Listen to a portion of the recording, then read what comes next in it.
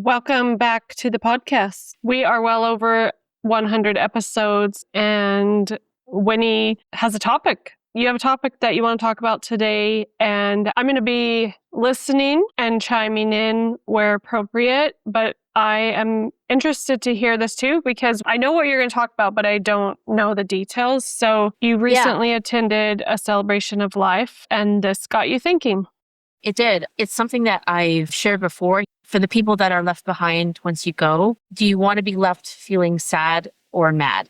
It depends on which side of the coin that you're really on in terms of the relationship you have with a person. I'm a friend. It's not like I was super close, went to high school with this person. And for me, I was left feeling sad. Passed away quite early 50s. Having to witness the conversations that go on in the background with the family that's left behind. It's a mixture of sad and mad because there's hugely great loss, especially when you've had that person in your life for over 50 years. What is not being said and no one wants to say is that there's a little bit of frustration and that there's some anger left behind because this person did not have a will. And so the consequences of this is that, number one, there was 2 celebrations of life because they had a partner and essentially couldn't decide with the family what to do as it relates to, if I'm going to leave this earth, how do I want things to shape up and shape out?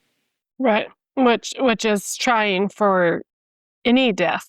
And so this person passed away earlier on this year, and more than 6 months later is a celebration of life because these 2, family and spouse, couldn't decide when to hold the celebration of life. One party wanted to hold it on the day of their birthday, which was very upsetting to the family. Yeah. You know, I can see that. But it just depends on what perspective you come from. But again, this wouldn't even be an issue if there was a will in place.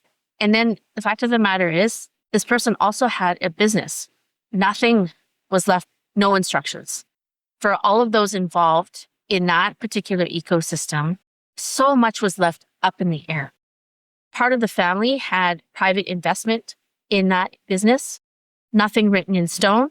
Well, guess what? The spouse left behind says there's no proof. That spouse sold the business and the initial investment that her family had made lost. That's heartbreaking in a lot of ways because you're Absolutely. like so sad to see that person go and early. That's heartbreaking, but it's also heartbreaking at what was all left behind and the mess and the stress that came along with it. The first thought that this brings up for me is a comment that is thrown around loosely and it's thrown around a lot. It's like, well, I'm going to be dead. What do I care?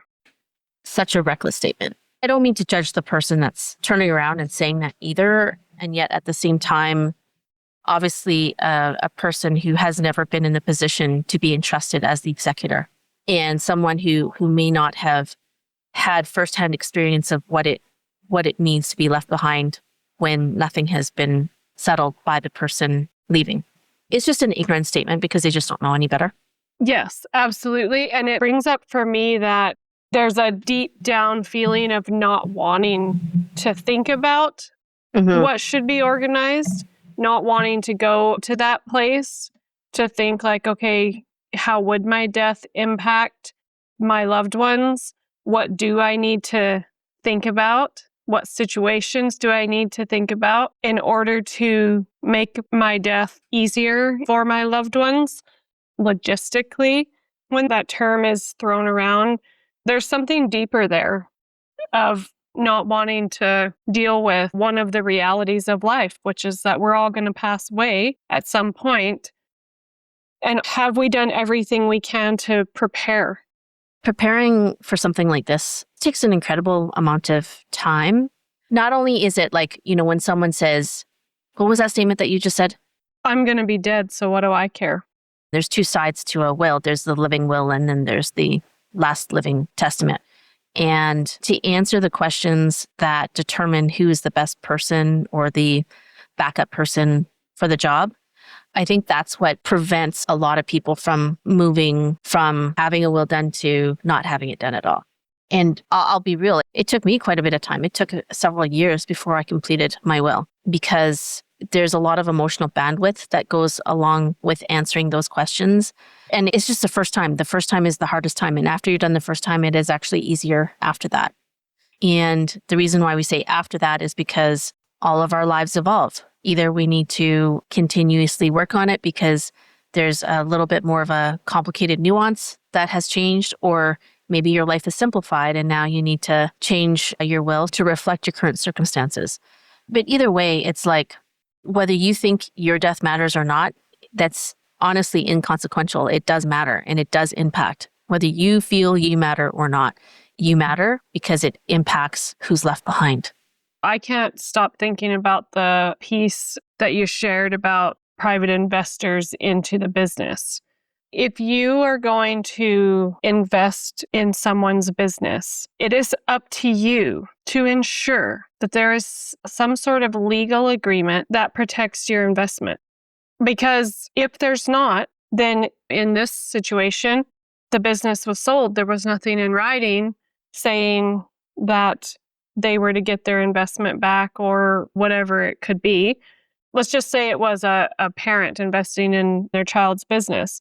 Well, now they're out their daughter and their investment, or their son and their investment. Not only is it dealing with the grief of the loss of a loved one, but now the financial just compounds it even more. It's like fuel to the fire.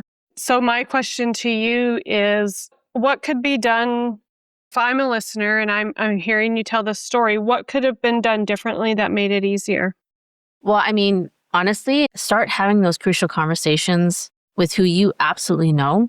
It will have an impact to their life when you're not here. Sometimes it's really easy solved, like, maybe 1 or 2 phone calls and you can bring peace of mind to the both of you. Another way to put it too is, how do you want to be remembered? Love with a little bit of bitterness, or just be remembered fondly and at peace and leaving the world a better place. I know this person and I'm sure it's completely unintended, and I'm sure they would be completely horrified knowing what they left behind had made such a negative impact. I'm sure if they were still alive, they would be horrified knowing that. It's just better to get that conversation going and get over yourself, get over your own fears, your own hangups, your own triggers around what it means to have these conversations and get it done.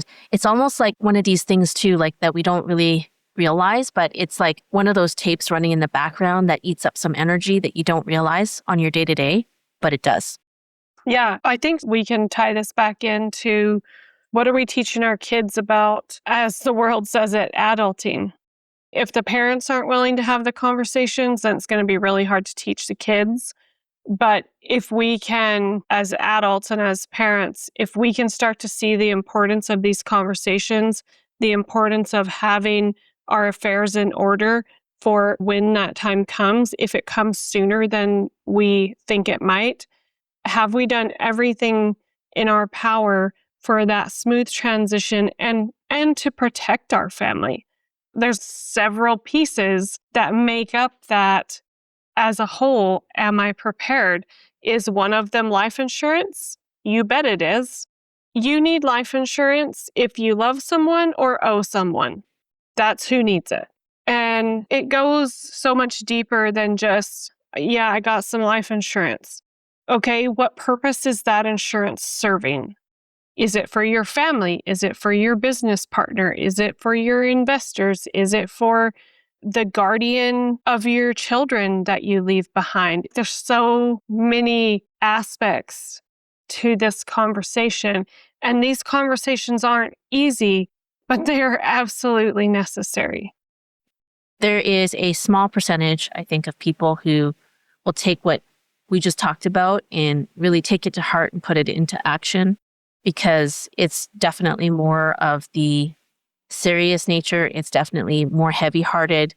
And I know that when we get into conversations that make people move with inspiration, there's the life insurance aspect of what happens at the time of your graduation, or also known as at the time of death.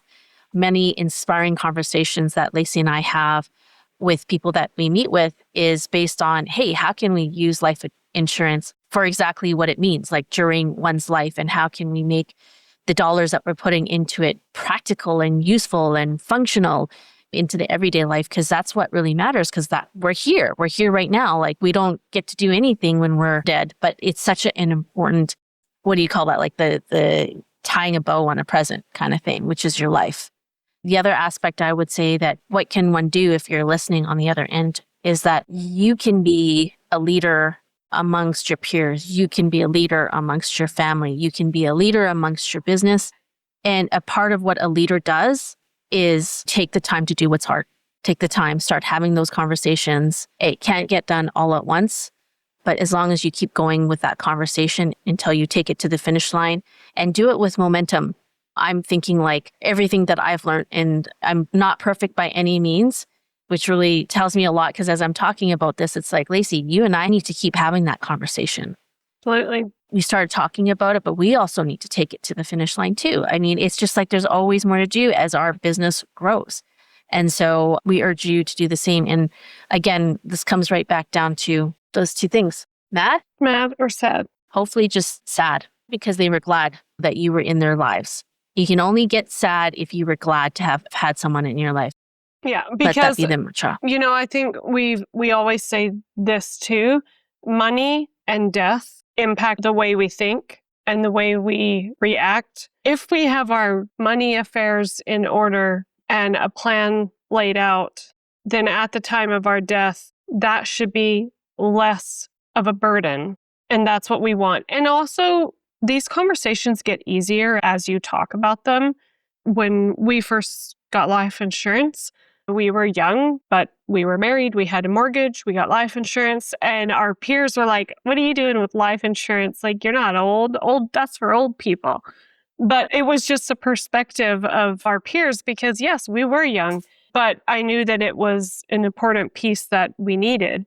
So as the years go on and you have more of those conversations, it becomes easier to talk about.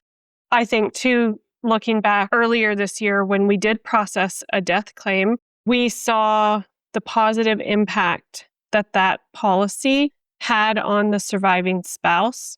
And every conversation that we have with people, to me, it's just so worth it to see the thankfulness from this spouse, because in this particular case, she had a lot of life left to live due to an age gap in between her and her husband of many, many years. So you see what that's going to provide her in her later years.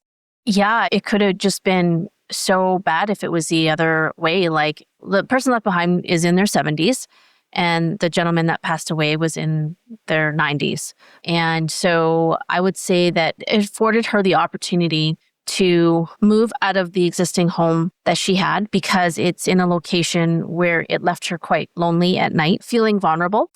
And now she gets an opportunity to move into the same building that many of her friends are in. So she has company, and she doesn't have to move into a home per se. Just an apartment building for independent livers. It allowed her that space, not saying, oh, I have to sell everything so that I can afford to live in a home, right? Mm-hmm. She just has more autonomy over how she gets to live. Choose your hard. We always say that too. Like, we have this theme going on, but it is choose your hard.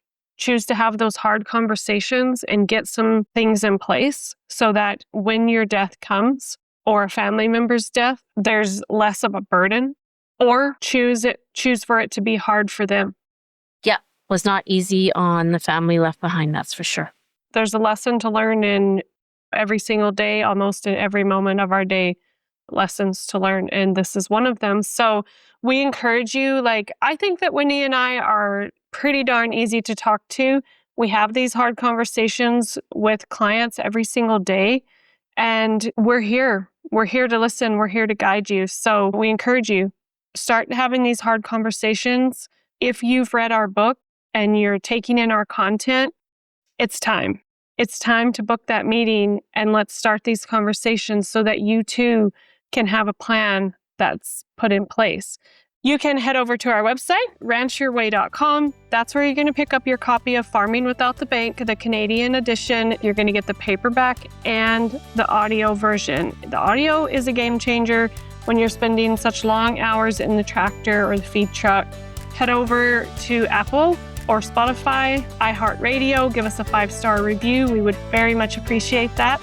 And you can also watch us on YouTube. Until next time, bye. So glad you leaned in with us on the Winnie podcast.